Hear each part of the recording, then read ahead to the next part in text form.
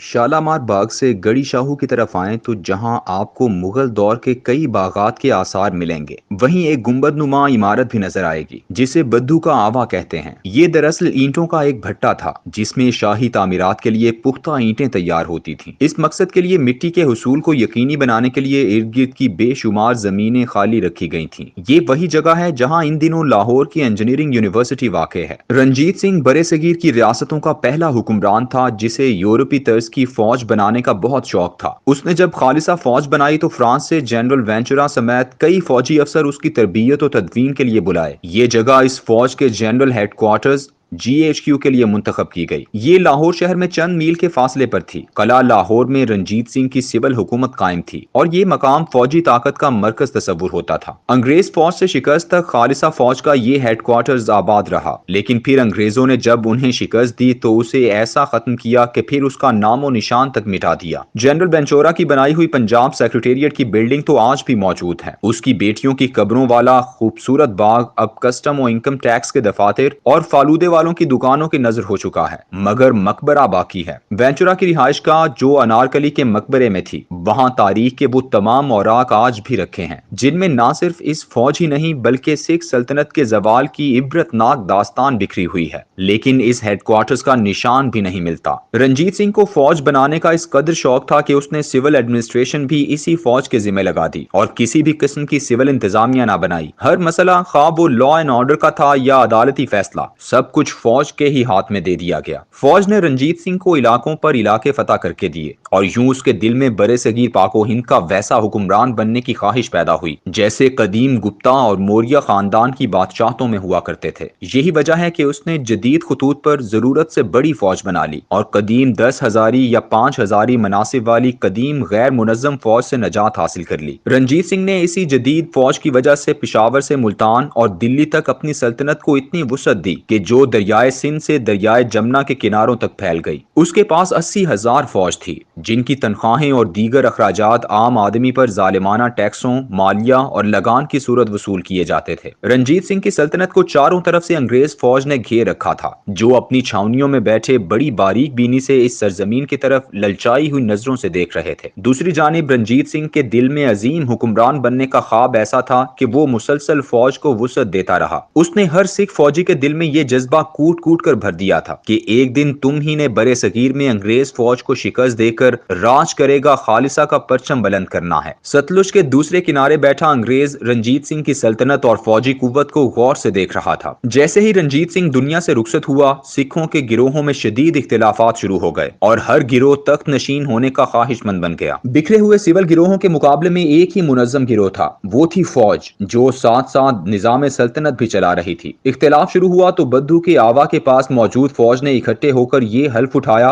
कि मुल्क की हालात खराब हैं, सियासी क़यादत अपने इक़्तिदार की कशमकश में इस मुल्क को तबाह कर देगी, इसलिए हमें अब खुद इस सल्तनत को बचाना है। और सल्तनत बचाने की ये जिम्मेदारी दरअसल शेरे पंजाब महाराजा रंजीत सिंह अपनी जिंदगी में ही हमें सौंप गया था। इजलास में पढ़े जाने वाले एलामिये में सिपाहियों से कहा गया कि मशरकी सरहदों पर अंग्रेज एक बहुत बड़े खतरे की सूरत मौजूद है, इसलिए हम ये मुल्क किसी सूरत भी सियासतदानों के हवाले नहीं कर सकते। रंजीत सिंह की मौत के वक्त उसकी सल्तनत की वुसअत पाकिस्तानी पंजाब के मिठन कोट से लेकर कश्मीर, लद्दाख, गिलगित, बल्तिस्तान, पूरा खैबर पख्तूनख्वा, यहाँ तक के मौजूदा कबायली इलाके तक थी और भारत का पंजाब, हरियाणा और हिमाचल प्रदेश तक सब इसके बाजगुजार थे। जबकि मौजूदा चीन का तकला कोट और तिब्बत का मगरबी हिस्सा भी रंजीत सिंह सल्तनत में शामिल था। 38 साल और 76 दिन हुकूमत करने के बाद जब 27 जून 1839 को वो इंतकाल कर गया तो सिख रिवायात के मुताबिक उसके बड़े बेटे खड़क सिंह को तख्त नशीन कर दिया गया। खालिसा फौज खड़क सिंह को एक नाअहल शख्स तस्वुर करती थी जो मौरूसी तौर पर वहां आ गया था। फौज समझती थी कि इसे अब खुद आगे बढ़कर सिखों की क़यादत करनी चाहिए, क्योंकि अब ये दो गिरोहों में तकसीम हो चुके हैं और ये सिख कौम के लिए नुकसानदेह है। सिखों के दोनों गिरोहों में इख्तिलाफ इस कदर शदीद थे कि दोनों गिरोह यानी डोगरे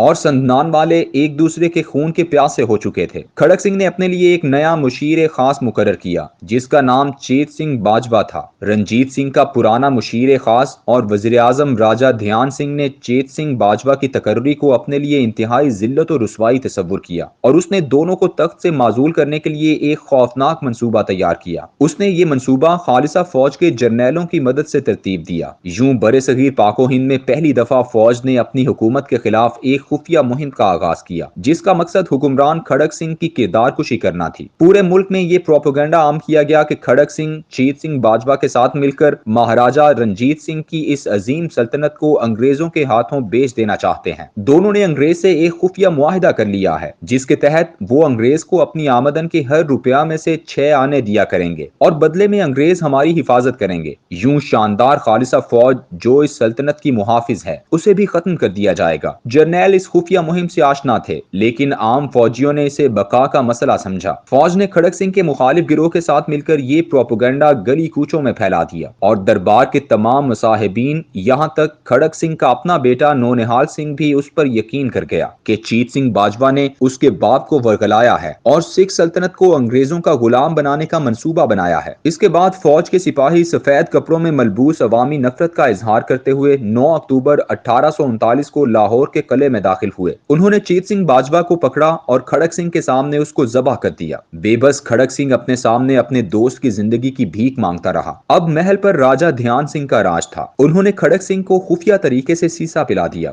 जिससे वो बिस्तर से जा लगा। उसकी एक जानिसार बीवी रानी इंदर कौर को निशान इबरत बनाने के लिए आग में जला दिया गया। जहर के असरात के तहत जैसे ही 8 अक्टूबर 1839 को खड़क सिंह मरा, तो उसके बेटे 19 साला नौनिहाल सिंह को तख्त पर बिठा दिया गया। अब सिखों पर यह कमसिन नौजवान एक अलामती हुकूमत की सूरत था, जबकि असल में फौज ही हुक्मरान थी, जो खुद को सिख सल्तनत की बका की जामिन समझती थी। जारी है।